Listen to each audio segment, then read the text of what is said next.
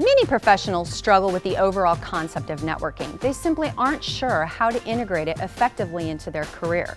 But certain people face an even more daunting challenge, specifically women who work in male-dominated environments, their companies, their industries, their professions. Imagine being the only woman in the room, at the meeting, at the dinner with the client. It can be especially challenging for these women to create an effective network. Approximately 38% of the 70 million women working in America today are in professional positions, yet only 15% of the corporate officer positions in Fortune 500 companies are held by women. So it is still common for a woman to be the only one on the board of directors or on an executive team or at a strategy meeting or a business trip. But even these women can find a way to successfully build a network in their environment. The first step is to find a way to relate to and connect to your male coworkers. You just got to find something in common. Perhaps you're both interested in local politics, or you're really into the latest tech gadget. You need to find what you have in common. I recommend to women to talk to their male coworkers about their personal lives, their wives, their kids, their hobbies. Male coworkers often won't do this with each other, so it's a chance to really create a connection. You do need to be ready to adapt your style of managing and building relationships and communicating if you're the only woman or one of a very few.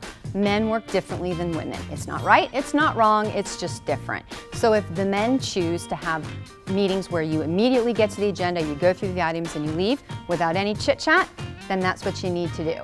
If men prefer to work through lunch and then perhaps go have a drink with coworkers after work, that's what you need to do. The key thing is to be seen as a team player, even if you are the only girl on the team.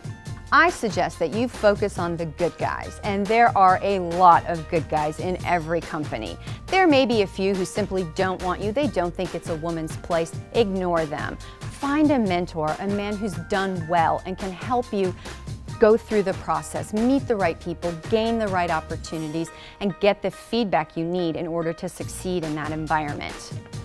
Also, you need to find a peer group, other women who understand the challenges that you face, that can totally relate to it, that you can lean on for support.